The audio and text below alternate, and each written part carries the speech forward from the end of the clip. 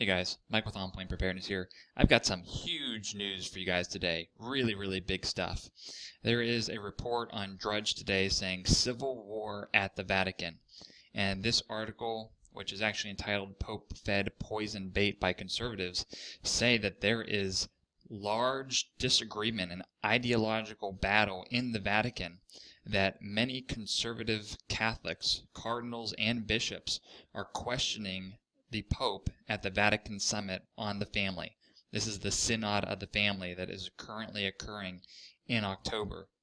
So this article is pretty big. I'll put a link in the YouTube description about what it's all saying, but it's talking about this scandal of this gay Pope that came out and sabotaged the Synod, as well as how conservatives are in high disagreement with the Pope's teachings.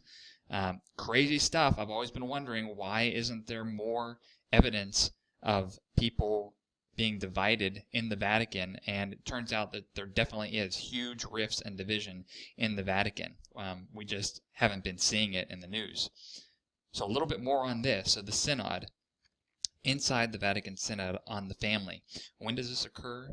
Well, it occurred on October 3rd, and look at the end date, October 24th, which is what's on my Revelation timeline. And why is this significant? Why October 24th? Well, I found this article from this blogger, The Reproach of Christ. Pope Francis, October surprise, 24 shocking possibilities. I just want to read you a couple sentences from this. This author is in full support of Pope Francis, and you're going to see that in his writings, but here's his first paragraph. Let me just read it to you real quick. It's clear in my mind from everything Pope Francis has said and done so far that the Holy Pontiff has significant changes in mind for the Church. Now, the most likely timing for him to promulgate those changes will be the Synod of Bishops meeting beginning October 4, 2015. Pope Francis has been building up to the Synod of Bishops meeting in 2015 for over a year. He held an extraordinary General Assembly of the Synod of Bishops in 2014 of October. It was only the third extraordinary Synod of Bishops ever held. The 2015 meeting is the 14th Ordinary General Assembly, so the use of the extraordinary meeting to prepare for the ordinary one indicates that he is placing great importance on the 2015 event. Again, he's going to release some type of doctrine or statement, a binding statement on October 24th.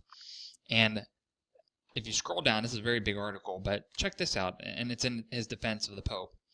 As for discipline, the Pope has the authority to make whatever changes he wishes. A discipline is not a teaching, and although a good discipline is related to doctrine, it is absurd to try to conflate an apparent error or imprudent decision of discipline into a denial of doctrine.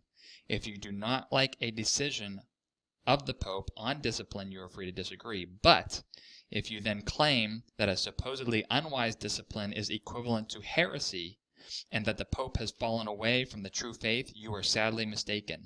No Pope can fall into heresy, and discipline is not doctrine. But if you insist on rejecting the Pope, then it is you who has fallen away from the faith. Each Pope is a vicar of Christ, and you are not.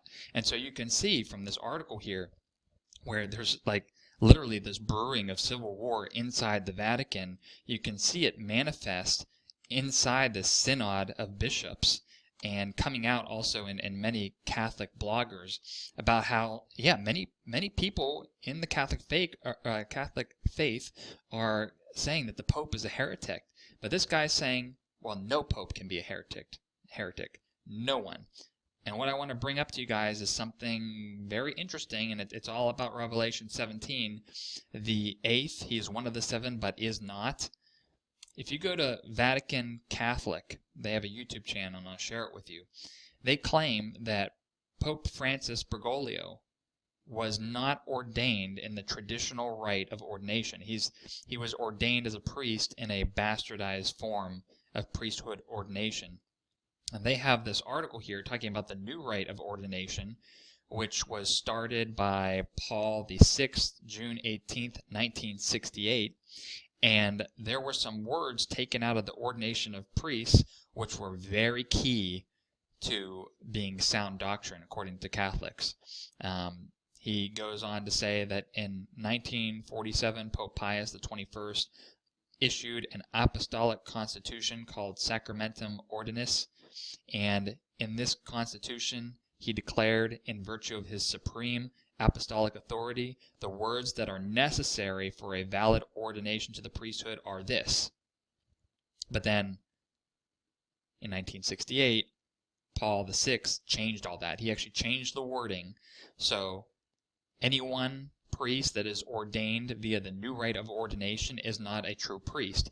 And as I mentioned in my video, The Last Pope, if he's not a true priest, he cannot be a pope. He cannot be king of the Vatican, because the Vatican is a priest kingdom.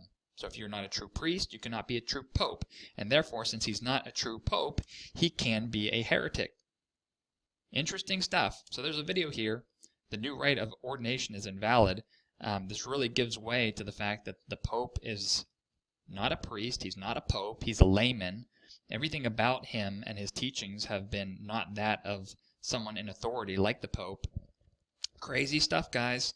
Crazy stuff when you see that there's this civil war brewing in here. This synod of bishops is very contentious, and it ends on October 24th, and there's going to be some type of rulings that come out of here.